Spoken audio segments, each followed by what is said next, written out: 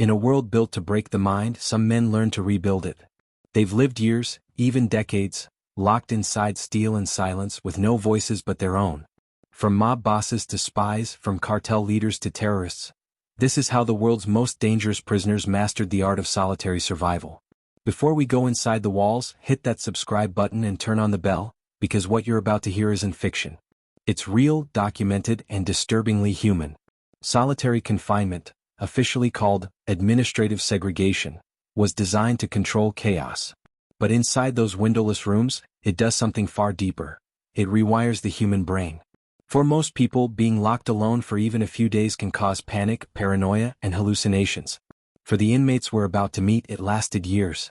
Inside the walls of the United States Penitentiary Administrative Maximum Facility, better known as ADX Florence, prisoners live in cells about the size of a walk-in closet.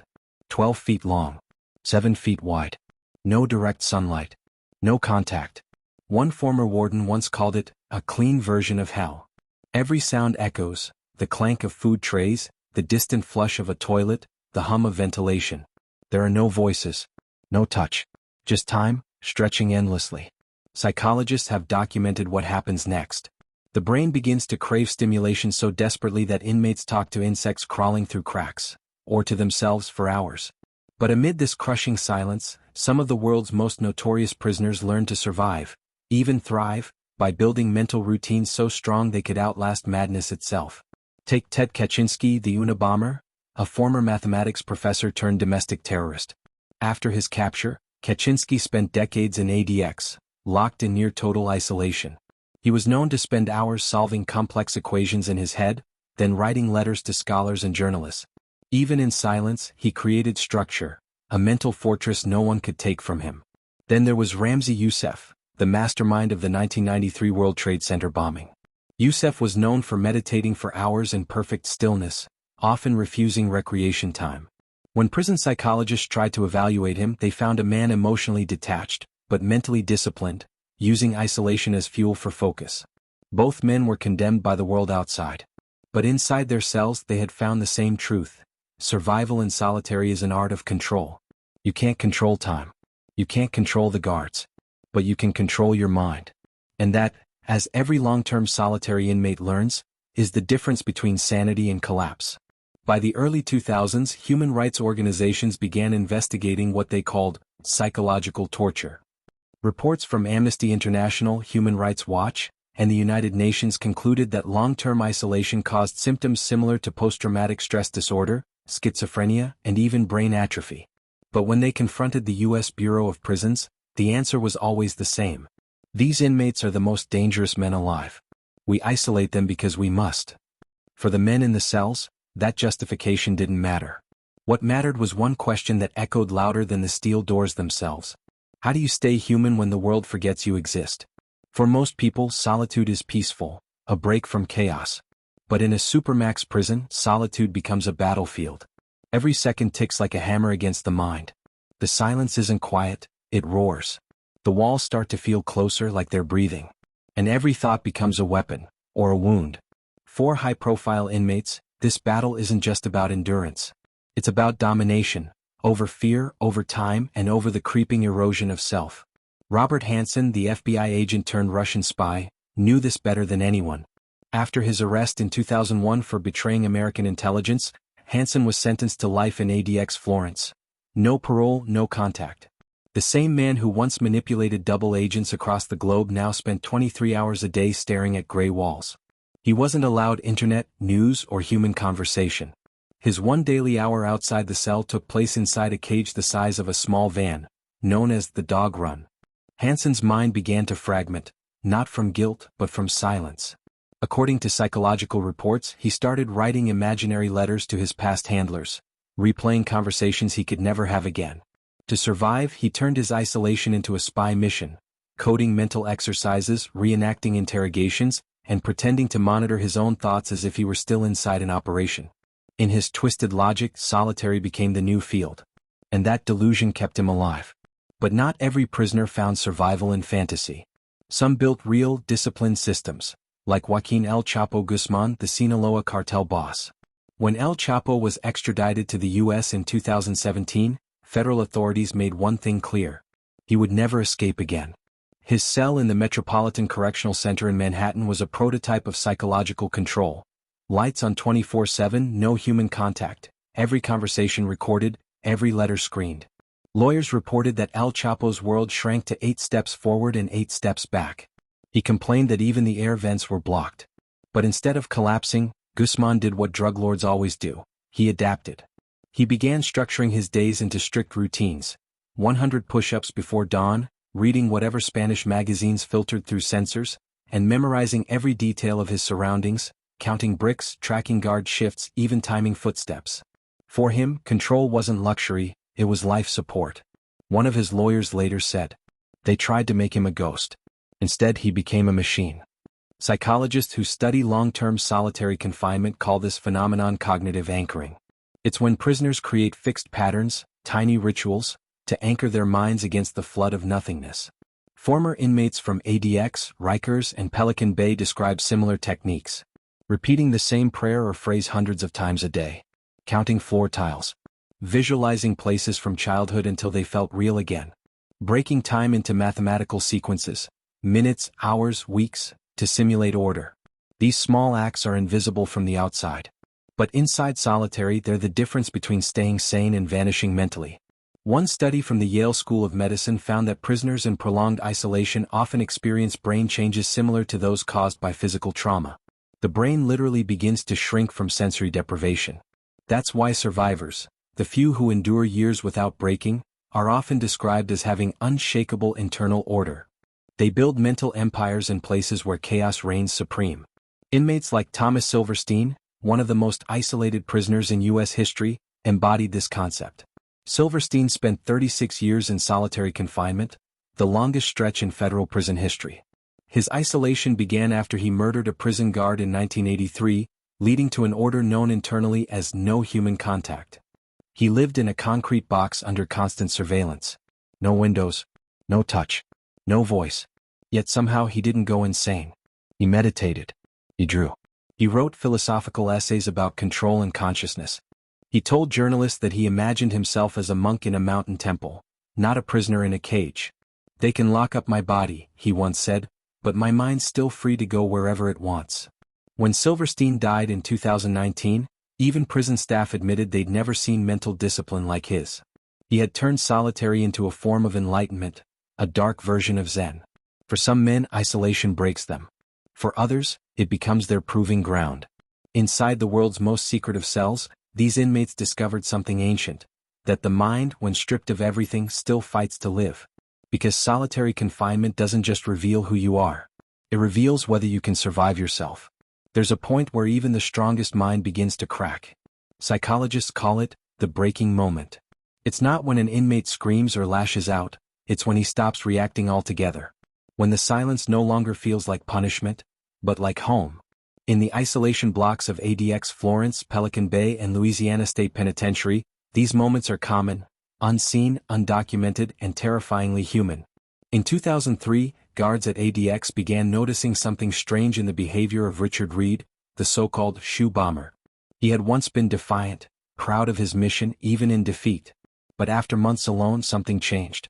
Reports describe him sitting motionless for hours, whispering to himself in languages no one could identify. When questioned by guards, he stared through them as if they weren't there. His once calculated expressions turned blank, like a man who had become his own ghost. Psychiatrists later called it dissociative withdrawal, the mind's defense against too much stillness. It's the same psychological collapse seen in war survivors, torture victims, and long-term hostages. At Pelican Bay State Prison, inside the notorious Security Housing Unit, SHU, similar stories unfolded. Inmates described seeing shadows crawl across their walls, hearing voices calling their names from the ventilation system, feeling invisible hands touch their shoulders at night. These weren't myths, they were medical reports. A 2011 study by Drive Craig Haney at the University of California found that over 90% of SHU inmates reported symptoms of perceptual distortions. Half of them experienced full-blown hallucinations. One inmate told researchers, "You start talking to the sink because it's the only thing that answers back." Another described seeing his own reflection move independently in the metal mirror. For Jakar Tsarnaev, the Boston Marathon bomber, the descent was quieter, colder. Held under special administrative measures, he was forbidden from speaking to anyone except his lawyers. His mail was screened, his phone monitored, his reading material limited. The same boy who once listened to hip-hop and studied engineering now lived in a cell the size of a parking space. Alone. Court documents reveal that Tsarnaev's only human interactions were brief, controlled exchanges through a steel slot. He stopped smiling. He stopped responding to guards. Psychologists observed flattened effect, a total loss of emotional expression. To the outside world he was a terrorist. Inside he had become something else, a shell of a person erased by silence. The longer solitary goes on, the more reality begins to blur. A prisoner might begin to feel his own heartbeat as if it's coming from somewhere else. He might think the light flickering is a signal, or that the air vents are whispering messages. Inmates have been known to smear writing across walls in toothpaste, believing it was invisible ink. Some scream for hours until they pass out, just to hear a sound other than the hum of the lights. Former guard Terry Anderson, who worked at ADX for 12 years, described it best. You can see when they start to go. It's like watching a candle burn from the inside. Even the architecture of these prisons seems designed to intensify the madness. At ADX, cells are arranged in a way that prevents inmates from seeing anyone else. Doors are solid steel with narrow slits, angled mirrors block any direct line of sight. Even the exercise yard, known as the concrete pit, is a roofless box with walls so high that inmates can only see a sliver of sky. For most people this would be unbearable. But for some, it becomes their world, and they adapt to it so completely that rejoining society becomes impossible. When researchers followed inmates released from long-term isolation, they found that many couldn't sleep without lights on. Some avoided crowds entirely, preferring to sit alone for hours, even after years of freedom. Their social instincts, the basic human drive for connection, had decayed. The most haunting accounts come from letters, the few allowed to leave these cells.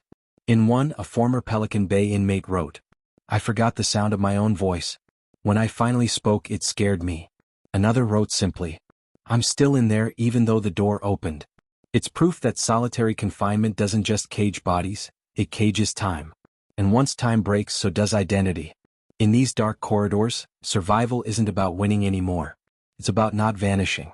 Every breath, every thought becomes an act of resistance. Because inside solitary, the greatest war is not between inmates and guards, it's between the human mind and itself. To the outside world, solitary confinement looks like stillness, but inside it's a storm. Every minute drips with noise, the hum of fluorescent lights, the metallic echo of footsteps, the sound of one's own pulse. Survival requires more than strength, it requires strategy. And through decades of isolation, a few extraordinary prisoners have developed mental systems so effective that psychologists now study them as examples of neuroresilience. Albert Woodfox was one of those men. He spent 43 years in solitary confinement inside Louisiana's infamous Angola prison, one of the longest such confinements in American history. Accused of murdering a guard during the chaotic 1970s, Woodfox always maintained his innocence. But it wasn't innocence that kept him alive, it was discipline. He built a military-like schedule inside his 6 by 9 foot cell. Every morning he made his bed tight enough to bounce a coin.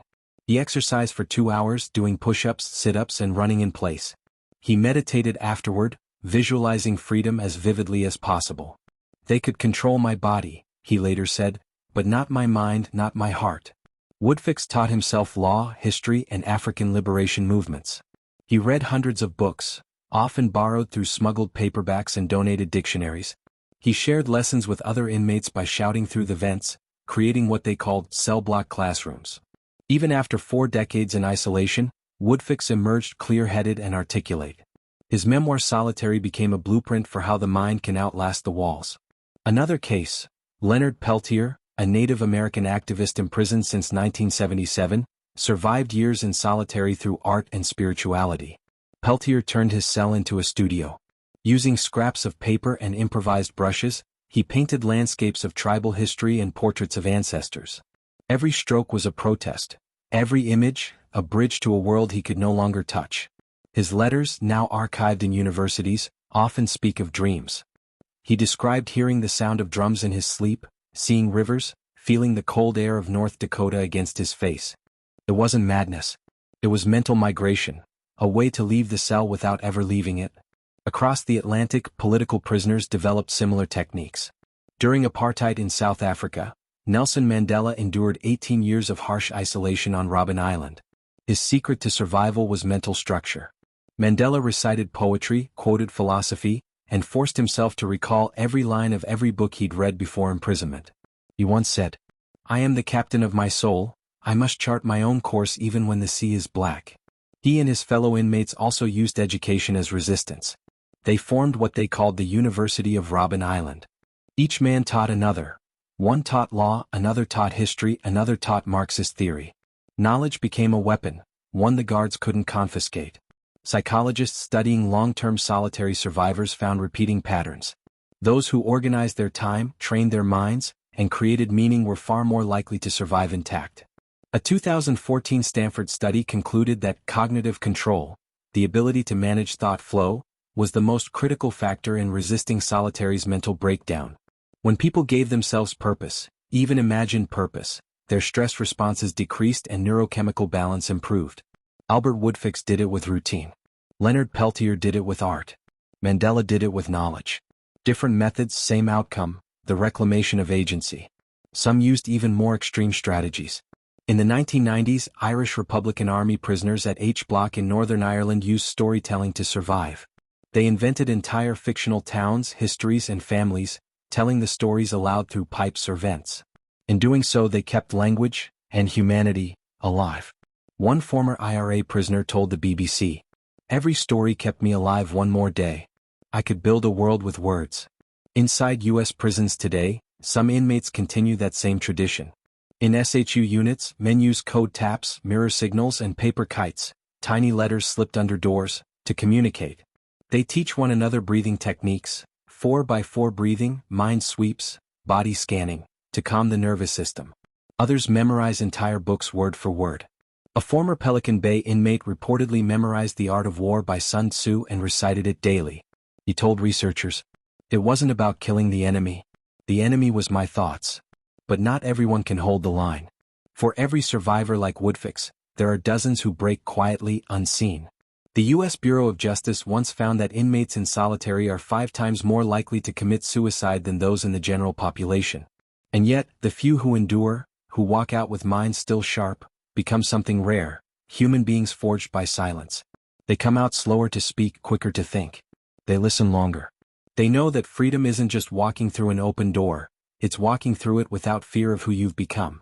In the end, the men who mastered solitary didn't win because they escaped. They won because they learned how not to disappear.